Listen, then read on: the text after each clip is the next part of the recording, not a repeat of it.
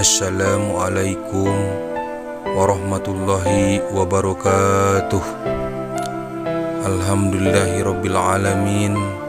Wassalatu wassalamu ala asyrafil anbiya'i wal mursalin wa ala alihi wa sahbihi ajmain, amma ba'du. Asyhadu an la ilaha illallah wa asyhadu anna Muhammadar Rasulullah. Rabbi israh li sadri wa yassir li amri wahlul 'uqdatam min lisani yafqahu qawli. Rabbi ighfirli dunubi wa li walidayya warhamhuma kama rabbayani shaghira. Puji syukur marilah kita panjatkan kehadirat Allah yang Maha Ghafur, yang mana berkat rahmat dan karunia-Nya kita dapat melaksanakan kewajiban kita puasa di bulan Ramadan. Walau dalam keadaan COVID-19, namun kita bisa melaksanakan puasa di bulan Ramadan. Mudah-mudahan dengan puasa di bulan Ramadan, musibah yang kita alami sekarang ini mudah-mudahan cepat berakhir. Amin ya Rabbal Alamin. Puja yang jadi pembuka kata kita sampaikan kepada Allah Azza wa Jalla yang mempunyai surga dan neraka. Puji yang jadi mulainya ngaji disampaikan kepada Allah Rabbul Ijati yang mempunyai langit dan bumi.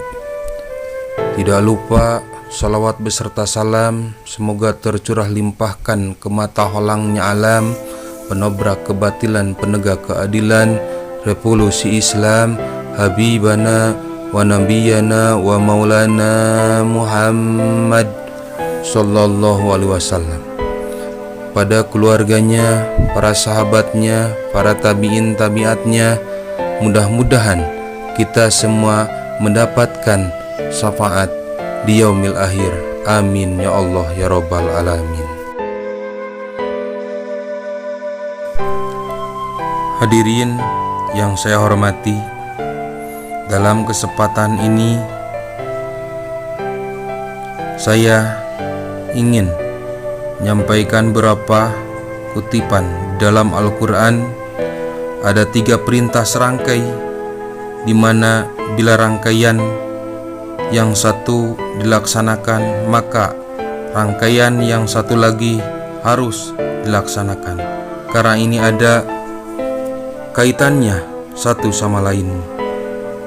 Yang pertama, wa atiullaha wa atiur rasul, taatlah kepada Allah lalu taatlah kepada Rasul.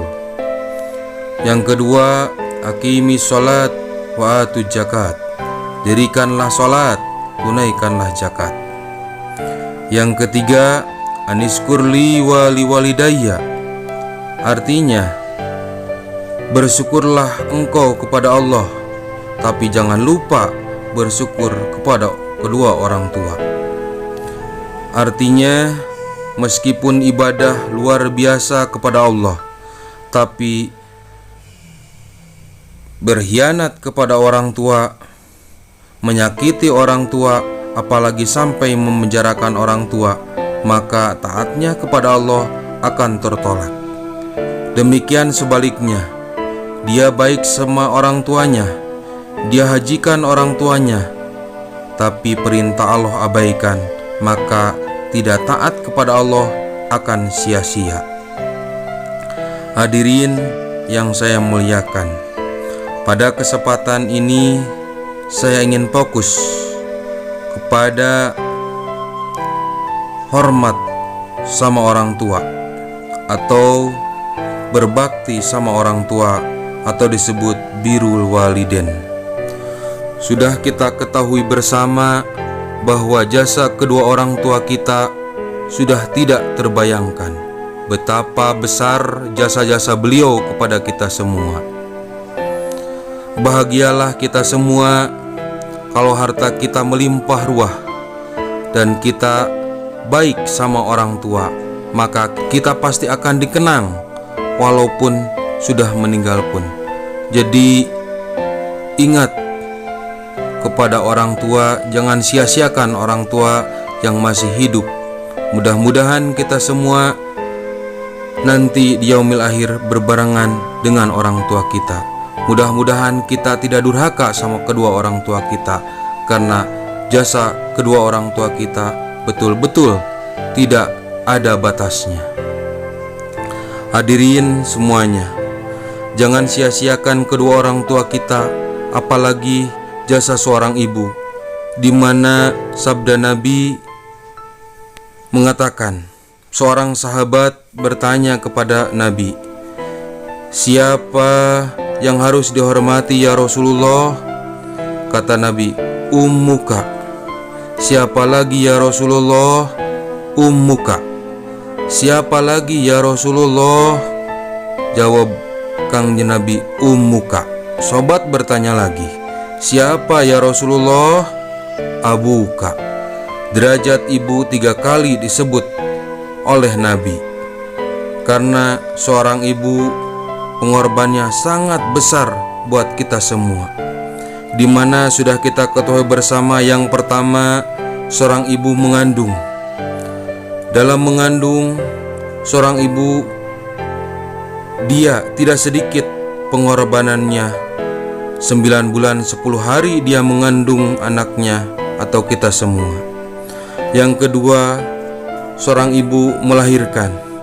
Di dalam melahirkan, seorang ibu banyak mengeluarkan darah, keringat, tidak sedikit sampai nyawa taruhannya. Itu pengorbanan seorang ibu dalam melahirkan. Yang ketiga, seorang ibu menyusui. Di dalam menyusui, seorang ibu tidak kenal waktu, tidak mengenal tempat, di mana saja, kapan saja. Ketika anaknya menangis, pasti seorang ibu akan menyusuinya.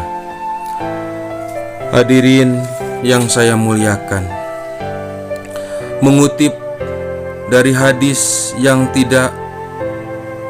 tadi, walaupun bapak cuman disebut 1 kali, seorang bapak tidak akan mungkin sampai tega membiarkan istri dan anaknya meninggal dengan sia-sia. Dari mulai hamil, seorang bapak pasti menjaga siang dan malam. Walaupun melahirkan, seorang bapak pasti banting tulang memberi nafkah dan dorongan supaya anak dan ibunya selamat dalam melahirkannya. Dan ketika sudah lahir, seorang bapak tidak diam, dia terus mencari nafkah untuk menafkahi seorang istri dan anaknya, supaya kelak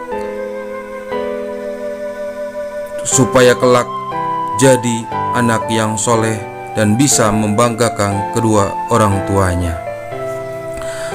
Hadirin yang berbahagia, ternyata ada suatu dosa yang akan dapat di dunia dan dapat di akhirat. Tapi ada dosa yang dapat di akhirat saja. Contohnya seperti berzina. Berzina di dunia senang, nanti dapatnya di akhirat. Pecandu narkoba, contoh di dunia kaya, tapi di akhirat akan sengsara. Tapi hati-hati dengan durhakanya kepada kedua orang tuanya. Di dunia dapat, di akhirat pun juga dapat. Itulah ganjaran kepada orang tua. Contohnya, kalau kita sekarang baik ke orang tua, maka kita akan baik juga anak kepada kita. Dan jangan kalian misalnya sekarang durhaka sama orang tua, jangan harap kalian nanti mendapatkan bakti dari anak kita. Hati-hati durhaka sama orang tua, maka anaknya juga akan durhaka. Tapi kalau berbakti kepada orang tua, maka anaknya juga akan berbakti. Ingat hadirin semuanya, biar lengkap puasa Ramadan kita, salat kita, tarawih kita sempurna, tahajud tiap malam, duha tiap pagi, hatam Al-Quran tiap hari tiap malam, tapi kita durhaka sama orang tua. terus sampai meneteskan air mata ibumu. Demi Allah, jangankan masuk surga, baunya surga pun tidak akan dapat. Hadirin yang saya hormati, ridho Allah, ridhonya kedua orang tua. Murkanya Allah tergantung dari murkanya orang tua. Maka jika ingin mendapatkan kemuliaan dunia sampai akhirat, muliakanlah kedua orang tua. Pintu kemuliaan, pintu surga ada di depan kita, yaitu kedua orang tua. Berbahagialah jika masih lengkap kedua orang tua, tinggal memuliakannya. Jika sudah meninggal, cuman bisa berdoa dan berdoa, Rabbik firli dunubi wali walidayya warhamhuma kama rabbana shaghira.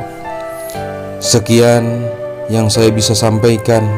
Mohon maaf bila ada kesalah kata, salah ucap, salah kecap.